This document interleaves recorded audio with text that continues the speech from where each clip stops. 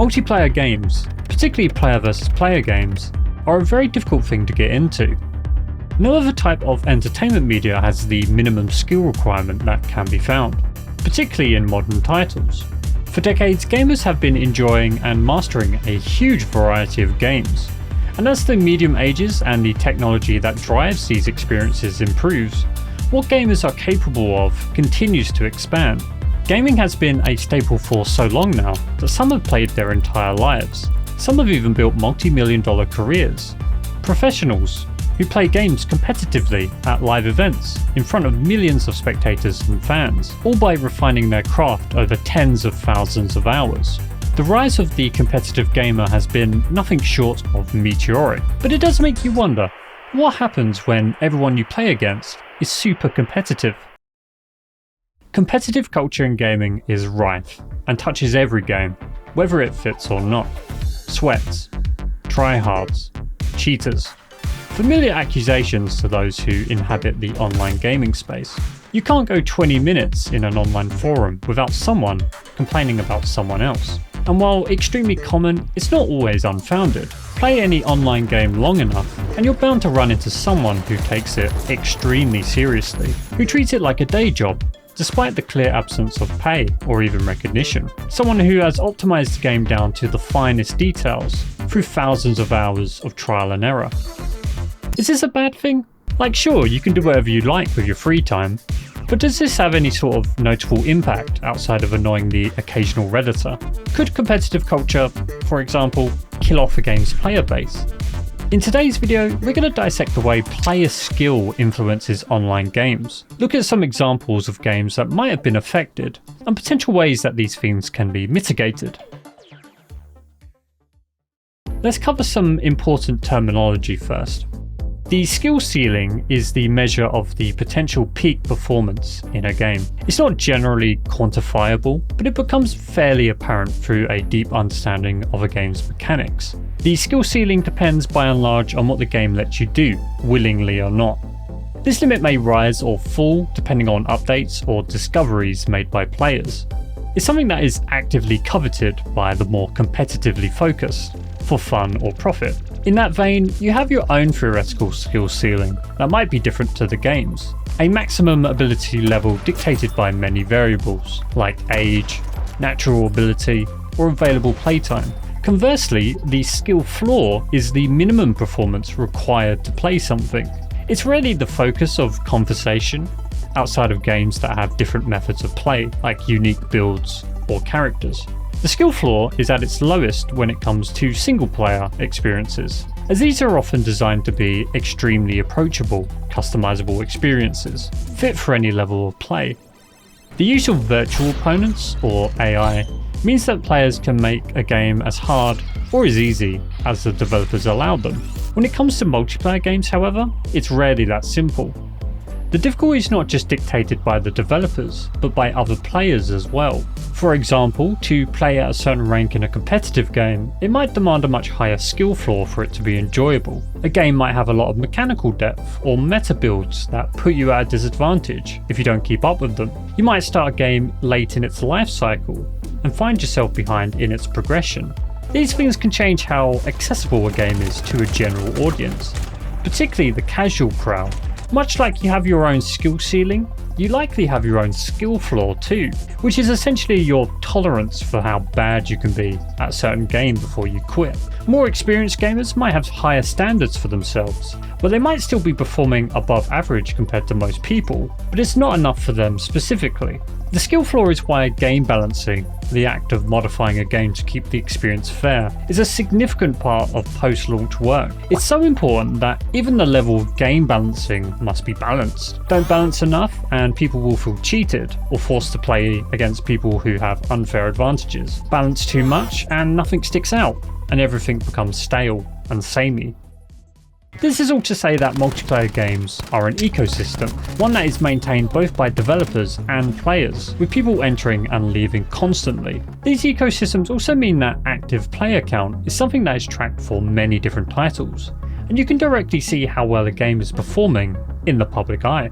The launch of a multiplayer game tends to be the point in which it has the most players. Not always the case, but it holds true for most anticipated AAA releases. At this point, both the skill ceiling and floor are at their lowest. People are still getting adjusted to the game, and the full spectrum of experience level can be encountered. This is usually when you'll run into the largest number of casual players. After some time, the player count usually starts to decline. This isn't really an indication of a game's success or failure. Games built off a lot of hype will invariably have that hype fade. And even really well managed games will struggle to maintain their initial player base. At this point, both the skill ceiling and skill floor start to creep up. The logic behind this is that you're much more likely to stick with a game you understand well over one you don't. Therefore, those players who struggle to play the game are more likely to quit, and the players at the bottom of the skill ladder become less frequent opponents, either because they leave to play something else or because they just get better. This rise in average skill is extremely apparent for games that don't see a steady influx of new players. As a game continues to age, this cycle continues. Experienced players get better and better, and the player base slowly bleeds active players until they die, whether that be in 10 days or 10 years. This is a typical multiplayer game life cycle. It's not an exact science. A lot of games' post-launch success depends on what the developers and marketers do with it. Some games can even eventually eclipse their initial player counts, but over a long enough period of time, this will be the fate of every game. YouTube videos behave much the same. They get most of their views early on, but after a while only the more dedicated fans come back to rewatch them. I mentioned that players will leave games that they are bad at. I'm sure if you've played a large enough variety of games, you've invariably come across one you didn't click with at all, got destroyed in a couple attempts and uninstalled, in some way failing to reach your required skill floor. But I also mentioned that skill floor is dictated in part by the people playing the game. So the question is, does the skill floor play a significant factor in player retention?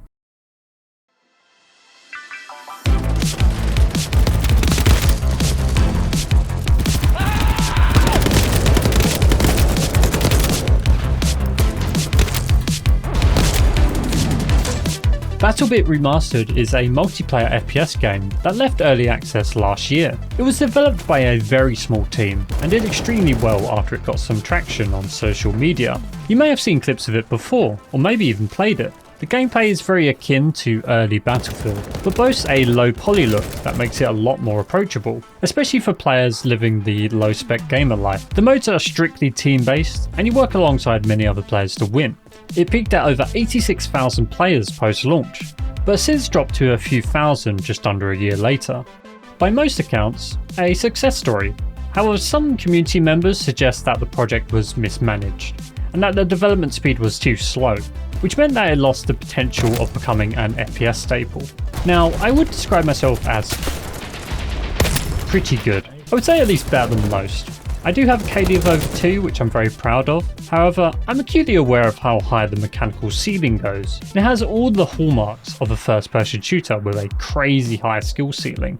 Mid-air strafing, snap aiming, sprint reloading, meta builds, just to name a few. The game certainly does not discourage players from playing in a very sweaty way. Despite all of this, early BattleBit was actually a very casual environment. Most people weren't very good, and most of the clips generated from the game were from people messing around with the proximity chat. However, as the average player got better and better, and understood more of the mechanics and the maps, it became progressively harder to play the game casually. Voice chat got quieter, and the focus shifted towards keeping up with other players. The game quietly lost what had made it popular to begin with. In my opinion, the game's primary shortfall is that it failed to nurture what should have been its main strength, teamwork, and instead bolstered an extremely self-sufficient, mechanic-focused playstyle. It doesn't take much playtime to realise that you interact with your team very little. It didn't help either that the devs seemingly kept buffing things that made working solo more convenient, like the healing bandages, that over time have not only increased in number, but also heal you more and are applied quicker.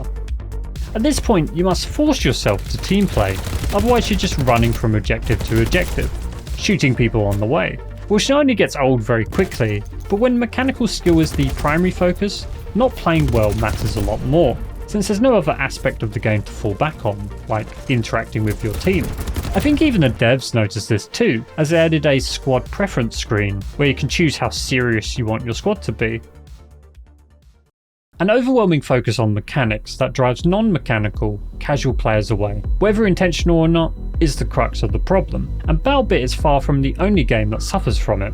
I describe it as the mechanical arms race, and it's a really tough thing to quantify, but it's noticeable on both an individual game scale and across the games industry as a whole. In some way, either as a symptom or a cause, games get too competitive for their own good, and bleed their casual audience because of it. It's a problem not just for competitive games, but casual ones too. It's often such an issue that you can always tell how competitive a game is going to be in the future, just by playing it for a few hours. Answer this question for me. Have you ever played a new release, either alone or with friends, and had that thought creep into your mind that you're not going to be playing this game in a month, despite how fun it might be in the moment? Or maybe you're playing a game and you suddenly become aware of how the game operates, and you can foresee what the rest of your playtime would look like.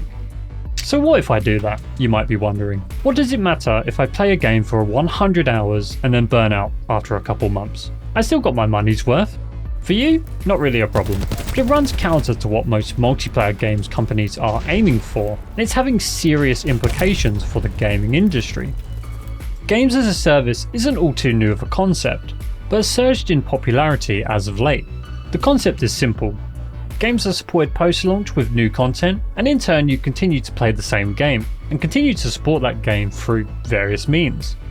This is why it's common for someone to have a main game that they play more often than others, as introducing new content to an old game keeps it fresh, and means that fans get more of what they know they'll like. This tends to work in favour of games companies too, as they get more money from the average player with much less development time.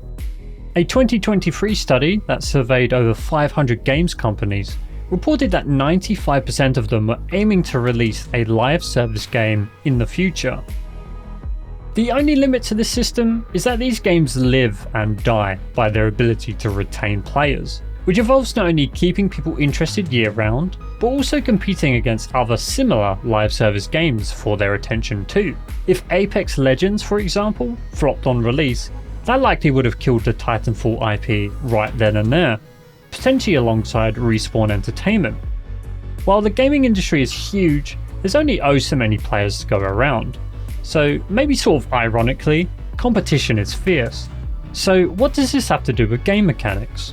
Well, you have to enjoy something about a game to continue playing it. There's only oh so many marketing tactics a game can pull, and if you find a game too stressful or uninteresting, most people can't be manipulated forever. Even addicts will eventually drop games that stop treating them well. But casual players can drop a game over the smallest of things, which means that how a game handles its experience determines a lot about how it performs publicly. And since so many games are vying for your attention, the options to go elsewhere are usually extensive, which means that it's easier and easier for games to bleed casual players if they're not careful. New games must also compete with established ecosystems that have now been around for an incredibly long time. Counter-Strike, for example, has been around for over 20 years at this point, and as much as I'm sure veteran players love to poke fun at the game, how the game feels to play has been carefully refined for decades. Even now, Counter-Strike continues to break player records year over year.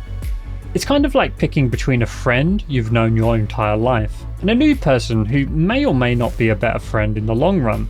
You might try hanging out with this new person, but you know exactly who you're going back to should things turn bad. All of this means that producing a live service multiplayer game in such a saturated market is a serious gamble.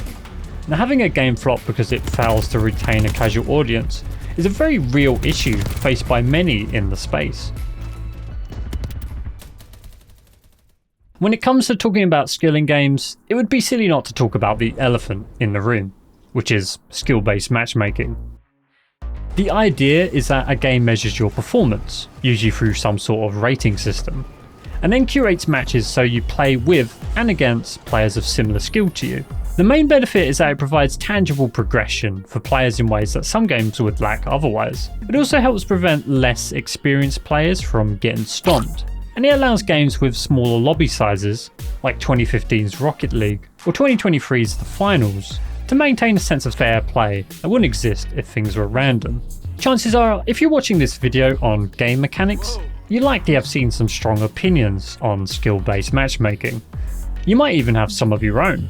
A common perception is that these systems, even when well managed, frustrate players and sometimes don't prevent the things they were designed for, like unfair matches. A long-term concern with skill-based matchmaking is that, almost against your will, you're fast-tracked into a competitive arms race just to enjoy yourself. Since everyone you play with has, and usually expects, a certain minimum level of ability, there's no opportunity for you to relax and maybe take things a little slower. Your reward for playing well is harder games, and your reward for playing casually is, well, losing. So in some way, you're left with no choice but to endlessly improve, even if focused gameplay isn't what you're looking for. On a larger scale, these systems also promote competitiveness and raise the mechanical skill of your average gamer, which in some ways is a good thing. The recent competitive push has allowed mainstream games to become more mechanically complicated and include greater depth, as your average gamer is a lot more competent at understanding new games than they were in the past. However, this does mean that multiplayer games in particular are harder to approach at a casual level. It's almost a requirement for any player versus player game to feature some sort of rank progression, as a lot of gamers have come to expect that whenever they're faced with human opponents. The near absolute saturation of competitive modes means that, oftentimes, non-competitive modes might as well be competitive anyway.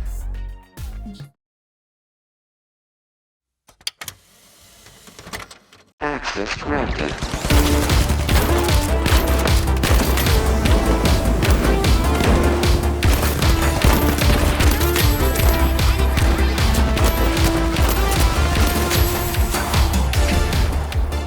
The Finals is a free-to-play, team-based, first-person shooter released at the end of 2023. I've spoken about this game before on this channel, but to give context here, it mixes a lot of different shooter styles to make quite an interesting blend of both familiar and experimental mechanics. The game has a very typical player count story, a really strong start with over 200,000 players, and a slow decline as the months rolled on. As of May 30th, it's at the lowest player count it's ever had, although it looks like it's going to stay at around 15,000, a 94% drop in the initial player base over 6 months. Which might sound bad, but for Embark Studios' first foray into gaming, 15,000 daily players is something new games companies would give anything for. I really enjoyed playing the Finals. It has a lot of fun with different mechanics, like environmental destruction, that gives it a nice edge over more streamlined FPS games. It also encourages team play in a really healthy way, as each class has strengths and weaknesses that make it dependent on teammates to work effectively. The problem for me, and something that ultimately led me to stop playing the game regularly, was the matchmaking. My first impression of the game was extremely strong. I was really enjoying playing as each of the 3 classes, and the people I was playing against were admittedly not very good, and I felt a lot of control over whether our team would win or not. However, as I continued to play and win matches, I found that the matchmaking was putting me against increasingly difficult, and overall sweatier, opponents. Suddenly, the fun strategies I was implementing stopped working against players, and the potential scope of the mechanics began to narrow down. It even got to the point where I felt like I couldn't use certain character abilities, as they would almost universally achieve 0 results. I even eventually went entirely off the heavy class, as it felt too clunky, and I couldn't contribute positively. Very quickly, the game became just another sweaty shooter. Despite the fact that I never actually touched any competitive mode, I would find myself getting annoyed at certain classes and common matchups, and I wasn't having nearly as much fun as I was when I started out. It's not even that the game is bad, it's a really well made game with interesting mechanics. However, I was hoping for a more casual experience, and it's not one I could find within the game's matchmaking. But being disillusioned by a game due to its matchmaking does raise an interesting question. Is it really the system's fault to begin with? You may have heard this phrase before. Given the opportunity, players will optimize the fun out of a game. This is a quote from Soren Johnson, one of the leads on Civilization 3. It suggests that some people view games less as an entertainment medium and more as an optimization puzzle, one that, no matter the game, can be solved through either practice or understanding mechanics. The problem with solving, or even attempting to solve, a game is that it effectively becomes complete and no longer interesting. And the more games you play, the better you get at solving them, and the easier new ones become to solve. I mentioned earlier the concept of figuring out a game's systems, and knowing that eventually you'll stop playing. That's you effectively solving the game in your mind, almost seeing the future of what the game will offer, and deciding that, since you already know what's coming, it's not worth sticking around to see it. The destiny of games is to become boring, not to be fun. Those of us who want games to be fun are fighting a losing battle against the human brain, because fun is a process, and routine is its destination. While this quote is more about gaming's place among society in general, I think it applies here too. The ultimate problem is that what makes a game interesting is some degree of uncertainty.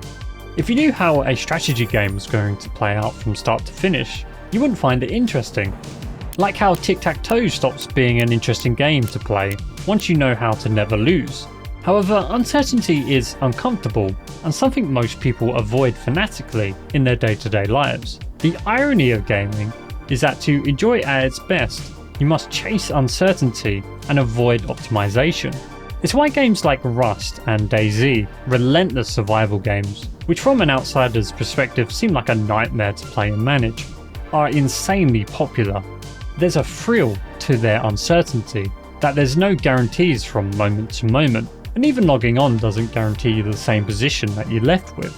Competitive gaming, both as a genre and a subculture, is about removing uncertainty in as many aspects as possible. And while professional gaming is a beloved subgenre of gaming, it directly defies games with more casual intentions, which means that games can lose their casual communities extremely easy if they're not careful. And since casual players tend to outnumber hardcore gamers by a significant margin, live service titles rely heavily on being able to retain them for long periods of time. But what can be done to counteract the mechanical arms race? It's a systemic problem that is reinforced by competitive trends in gaming. And while it seems like a far-reaching problem that's nigh impossible to solve, there are practical things that can be done on many levels to counteract it. On a personal level, if you feel like the games you play are becoming too stressful, or they're just routinely frustrating, it's okay to switch to casual or more controllable single-player experiences. The concept of retiring from competitive games is a frequent phenomenon, especially for older gamers who have much less time to keep up with the race. Even just partially stepping away can do wonders for your enjoyment of games overall. Another option is to pick one competitive game to main, and then avoid all others. For game developers, it's a difficult situation. No matter the type of multiplayer game, it's an open invite for players to try and optimize it. But the best course of action is to make something non-mechanical the primary selling point. It could be story, or a social feature, or any number of things. If you want to make a competitive game, it's better to fully commit to a competitive experience, rather than having it be a small part of a wider game. It's important to note at the end here that gaming isn't necessarily fated to continually get more competitive. There's plenty of evidence to suggest that the opposite is happening. All one has to do is see what the most popular games of recent years are. Elden Ring, Baldur's Gate 3, Lethal Company, all games without any competitive underpinnings. It's also fairly evident through browsing online forums that there's a growing disdain for competitive elements in video games, particularly matchmaking algorithms. Maybe one day in the future, games might find a happy balance between casual and competitive all on their own. But until then, it's probably best to keep your head on a swivel. Thank you so much for watching. This is my first attempt at a larger project video. I might have missed some things, so if you have anything else you'd like to add down below, I'd love to read it. If you'd like to see more deep dives like this, be sure to subscribe and check out my Patreon for behind the scenes work on both old and upcoming videos.